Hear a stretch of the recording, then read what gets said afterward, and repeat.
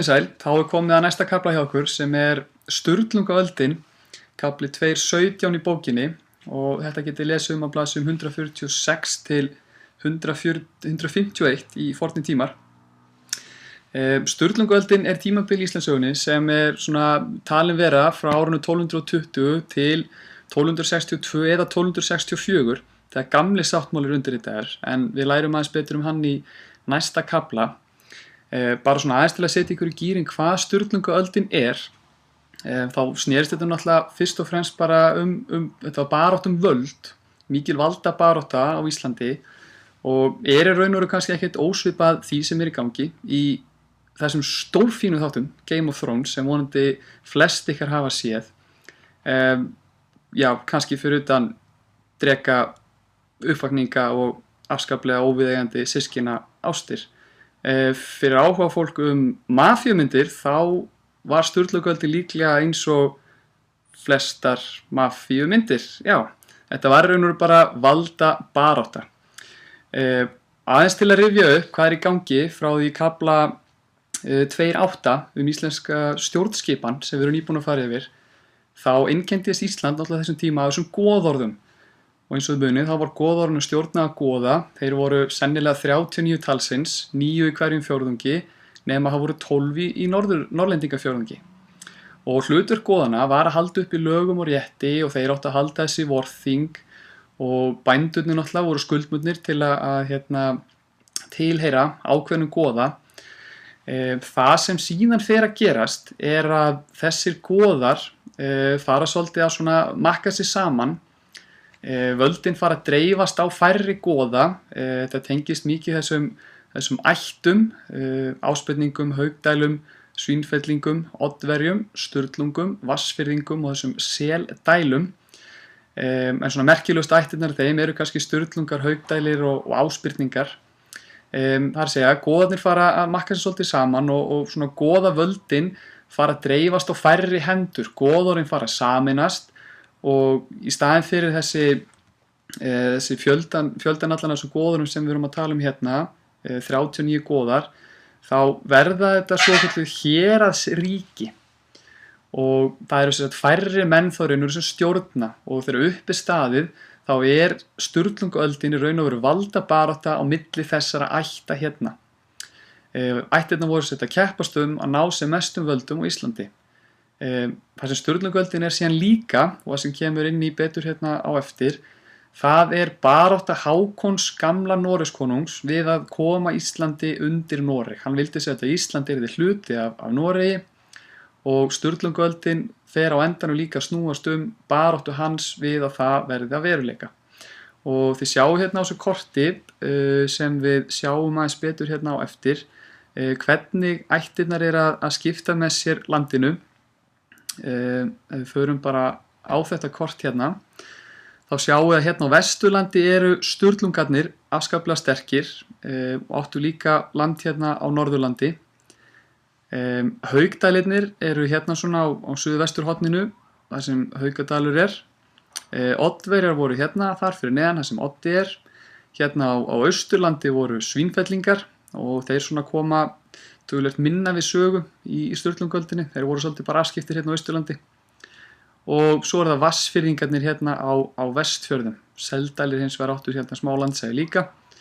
En Sturlungarnir þeir tóku við Vestfjörði svona eftir 1230. Þannig að það svona þeir kannski kom ekki beintu sögu þannig lagað grein, nema bara hluti af þessum deilum. Nú það sem gerist að áspyrningar sem hérna á Norðurlandi og haugdælir og síðan reynda svínfellingarnir líka, þeir voru töluvert mikið í bandalagi, hjálpuðust mikið að, þó þetta hafi nú aðalega kannski verið svona áspyrningar og haugdælir. Löndin þeirra lágu saman hér, eða landsvæði þeirra. Aðeins bara til að fara hérna með ykkur svona í gegnum ættina, þessi mynd í bókinni ykkar á blaðsíðu 147, að svona ættfaðir Sturlunga hann Sturla hérna í Hvammi og hann eignaðist 3 syni, það Þórður, það Sighvatur sem að réði löndum hérna Sturlunga á Norðurlandi og síðan það Snorri Sturluson sem að þið flest hafi nú vonandi heyrt og hann kemur náttúrulega mikið við sögu í þessum deilumöllum. Hann réði Sturlungasvæðinu á Vesturlandi, þar sem Reykholt eru þar. Og Sighvatur hann eignaði síðan 2 syni, það er Sturla Sighvatsson og síðan Þórður Kakali Sighvatsson og við tölum betur hann líka á eftir. Svo það Haukdælirnir og þetta ættartré að finna á blaðsíðu 148 í bókinni. Hérna eru væntanlega einhvern sem kannist við, svona ættfaðir Haukdæla talinn hafa verið Ketilbjörn gamli Ketilsson sem var landnámsmaður á Mosfelli. Síðan kemur Teitur og svo kemur Gissur hvíti Teitsson og því væntanlega þekkið hann úr síðasta kafla sem við fórum yfir kristnitökun á Íslandi, en þar náttúrulega spilaði Gissur hvíti stórhlutverk ásamt syni sínum, Ísleifi biskupi Gissurasyni og svo syni Ísleifar, Gissuri biskup Ísleifsyni. En í þessari sögu hérna þá svona kannski vert að beina mest augum að Gissuri Jarli hérna sem neðstur hér í ættartrénu. En við förum aðeins betur í það núna eftir þegar við tölum hvað í raun og veru var hérna í gangi. Atburðarásin sjálf, hún pínuflókin en hann rosalega vel lýst í bókinni í kaflanum, þannig að við mælum sérstaklega með því að þið lesið þetta vel, en annars skulum við reyna að hlaupa þess í gegnum þetta saman. Eins og ég sagði áðan, þá vildi Hákon gamli Noregskonungur ráða yfir Íslandi og þessum tíma þá Snorri Sturluson úti hjá Hákoni og Hákon gerir Snorra að svokölluðum lendumanni sem í raun og veru bara hálfgerður lénsmaður eins og vorum að tala í kafla 2.2 og hann gefur honum skip og sendir hann til Íslands og markmið Snorra átti að vera að koma landinu undir stjórn Noregskonungs. Snorri hins vegar gerir ekkert í málinu, hann fer bara í róleitunum að skrifa sögu norsku konungsættarinnar og reynir ekkert að fylgja því eftir sem Hákon segir við hann. Þannig að Hákon snýr sig þá í staðinn að Sturlu Sighvatssyni, sem eins og við sjáum hérna í ættartrénu, bróður sonur Snorra, sonur Sighvats. Og Sturla kemur heim til Íslands árið 1235 og hann fer á fullt í þetta verkefni. Hann fær föður sinn, Sighvat, bróðina Snorra, með sér í lið og þeir fara að víkka út völd ættarinnar. Þeir fara eins og ég sagði áðan munið yfir í Vestfirðingafjórðunginn og ná völdum þar, hrekja síðan Snorra burtu úr Borgarfirði sem Snorri hafði sest að og árið 1238 þá finnst þeim komin tími á að ráðast til atlögu við Haukdæla, hina stóru ættina sem við tölum áðan. Og þar við völd Gissur Þorvaldsson, Gissur Jarl, sem hérna neðstur á kortinu. Sturla og Sighvatur fá Gissur til að hitta sig við Apavatn og þar hins vegar koma hann óvart, taka hann höndum og láta Gissur sverja að fara úr landi. Þarna ætlaði að losna við stór átök við Haukdæla, losa sig bara við höfðingjan og taka þannig völdin. Gissur hins vegar, hann svíkur þetta loforð, hann taldi sig ekki vera bundinn af einhverju svona loforði sem að þeir lét hann sverja búin að hóta honum öllu illu. Þannig að hann gerir bandalag við Ásbirninga sem réðu völdum muni á Norðurlandi áðan, helsti höfðingi þeirra var Kolbeinn ungi sem einhverju kannski kannast við.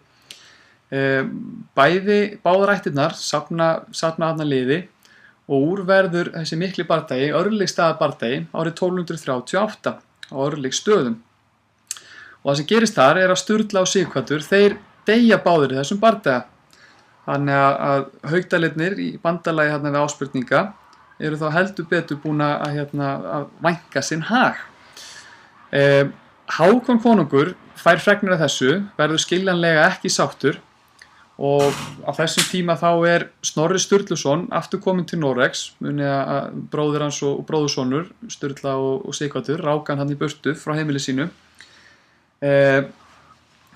Hann sem sagt úti í Noregi og á þessum tíma þá tengdapabbi Hákons konungs, Skúli Jarl, að undirbúa uppreisn gegn Hákoni konungi og hann það talið að Snorri hafi mögulega vitað eitthvað af þessu, jafnvel hafi eitthvað verið í bandalagi við Skúla Jarl. Allavega við sagðum þannig að Skúli Jarl á að hafa mögulega gefið Snorra jarlstirn og ætlaði að gera hann bara yfir Íslandi, setja hann yfir Ísland þegar Skúli næði völdum í Noregi, þannig að Snorri Sturluson fer aftur til Íslands Uppreisnin hins vegar mistekst og þá náttúrulega verður Hákon alveg brjálaður, kemst að þessu öllu saman og telur Snorra vera svikara. Þannig að hann sendir skilaboð heim til Íslands og fyrirskipar Gissuri Þorvaldssyni að handsama Snorra og senda hann út til Noregs aftur eða einfaldlega drepa hann. Og það gerist árið 1241 að Gissur fer og finnur Snorra og drepur hann í Reykholti. Þá komum við að næsta kafla í sögunni. Það þegar að Hákon konungur snýr sér að Þórði, syni Sighvats Sturlusonar. Það hann hérna, Þórður Kakali, bróðir Sturlu. Þið munið að þeir dóu hérna áðan, Sighvatur og Sturla í Öllistaðabardaga. Þannig að næsti maður í verkið, það Þórður Kakali. Hann var úti þegar Öllistaðabardagi var, kemur heim árið 1242 og eins og sönnum Sturlungi sæmir, þá fer hann alltaf strax bara í það að ráðast gegn óvinumættarinnar, þeim sem drápu pappans og bróður hans. Og það verða mikli bardagar, það Flóabardagi 1244 sem var stærsti sjóbardagi Íslandssögunnar, þar barðist Þórður við Kolbein unga. Og síðan Haugsnesbardagi 1246 og það talið 100 manns hafi fallið. Þórður vinnur þann bardaga og þá í raun og veru standa bara eftir Þórður og Gissur. Þórður yfir Sturlungum og Gissur yfir Haukdælum. Þeir fara saman út á fund konungs og ætla að útkljá sín ágreiningsefni. Konungurinn ákveður það að senda Þórð heim til Íslands og setur hann þá yfir landið en heldur Gissuri eftir hjá sér. Þórður hins vegar reynir ekkert að gera landsmenn að þegnum konungs, alveg svo Snorri Sturluson reyndi ekkert á sínum tíma. Og það enda með því að hann bara kallaður aftur út á fund Noregs konungs.